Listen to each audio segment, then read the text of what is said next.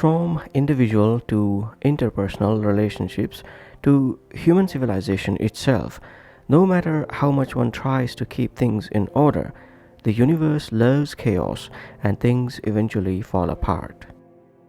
Theme of this video is my personal idea of degradation, keeping aside the accurate meaning of the word. Degradation versus decay. From my personal understanding, decay is natural, degradation is unnatural. Decay is phenomenon of nature, degradation a phenomenon of humanity. Decay is passive erosion and ultimately destruction. Degradation is an act of active decay, accelerated decay, decay before its time of natural occurrence and premature destruction. Humans subject themselves to degradation consciously or unconsciously. These artworks of ruins of human-made structures is decay. Whereas these artworks of war is degradation, degradation of human life, of human brotherhood, of harmony with nature. The universe operates under the principle of creation and destruction at the same time. Creation and destruction are complementary processes of Mother Nature. Natural life cycle of an organic or an inorganic body is creation, gradual decay, and destruction.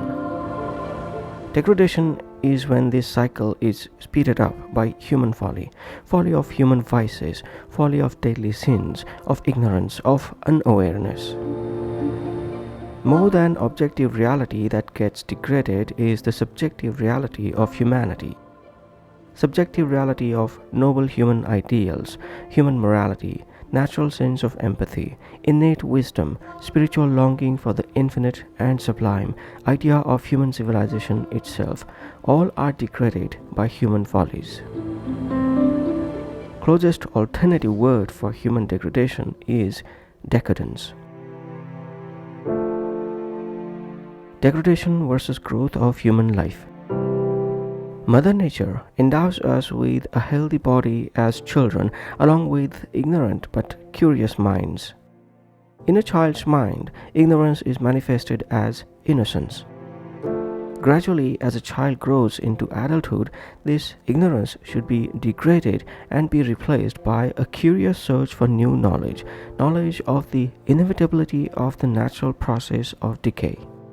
When their favorite bird dies, children should come to terms with this loss of innocence with factual knowledge about death. But when such loss of innocence is comforted by false mythical stories instead of factual knowledge derived from reason, children's minds build wrong belief systems around such mythical stories. Their critical thinking hinders, and that's degradation, not consolation. This degradation in the childish mind manifests in anger, arrogance, and even violence later in adulthood. Sooner a child gets to know the workings of Mother Nature, her rules, her inevitable life processes, better for the child's mental growth. Degradation of mind is when a child's mind is shielded from the workings of Mother Nature. Buddha, when he was a young prince, was shielded from all forms of decay of life. And when he finally confronted the inevitable decay of life, he felt melancholic. In this scenario, as a prince, a position of power, he could have gone down the obvious path of anger, arrogance, and violence to confront this inevitability of decay and suffering arising from attachment to the world that decays, and could have degraded himself. Instead, he chose the path of empathy, compassion, and reason to achieve knowledge, the enlightenment. That's growth, not degradation. Growth is accepting the inevitability of natural forces with understanding and gracefulness. Growth is increasing the degree of our conscious awareness.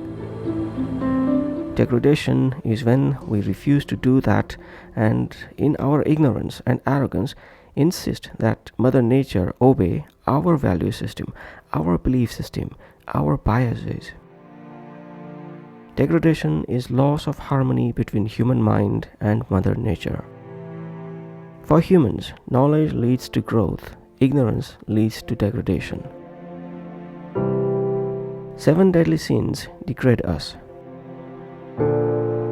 It is the truth well accepted by older, wiser minds that humans subject themselves to degradation. Most often, this degradation happens unconsciously because most humans lack the ability to think for themselves. For such unthinking humans, older, wiser minds provide copious warnings as to how to behave. But when the degradation happens consciously, despite knowing that this will lead to early demise, then that is just human foolishness, and no amount of wise preaching would save these minds who refuse to live by reason. To stay away from 7 deadly sins is one such simple warning that most humans prefer to ignore and succumb to their own degradation. Ironically, nature compensates when something is degrading, something else is created in its place. Body is overfed, body is lazy, body is subjected to abuses through addictions, body is busy to accumulate material things, believing body will last to enjoy them. Alas, through all this process, the body degrades, the body ages rapidly before its time, and through all this process, the mind creates illusions of being someone powerful, someone with positions, someone important. And through these illusions, even the mind degrades because whatever is accumulated is not enough. The mind is greedy and needs more stuff. Mind is envious of others' possessions. Mind is angry when the mind doesn't get what it desires. We degrade ourselves because of our own follies of such deadly sins. Living a happy, content life is simple, but we refuse to do that. How not to degrade and grow instead. All of Buddha's teachings can be encapsulated in one word that can save us from degrading ourselves. The word is moderation. With moderation in all activities of living and with our innate curious minds, we can patiently build reason, build knowledge, build understanding, build greater awareness, build harmony with nature, and finally have a sense of genuine gratitude that existence happened to us, that we exist. This is the only planet in the known universe that has intelligent life, self-reflecting life. We must be grateful for this one in a billion chance, a chance that led to our existence. Existence is a bliss. To be aware as conscious creatures is the greatest gift. Every mind should be consciously aware and should be grateful for this gift. That's proper growing up as nature intended for us. Thank you for your attention.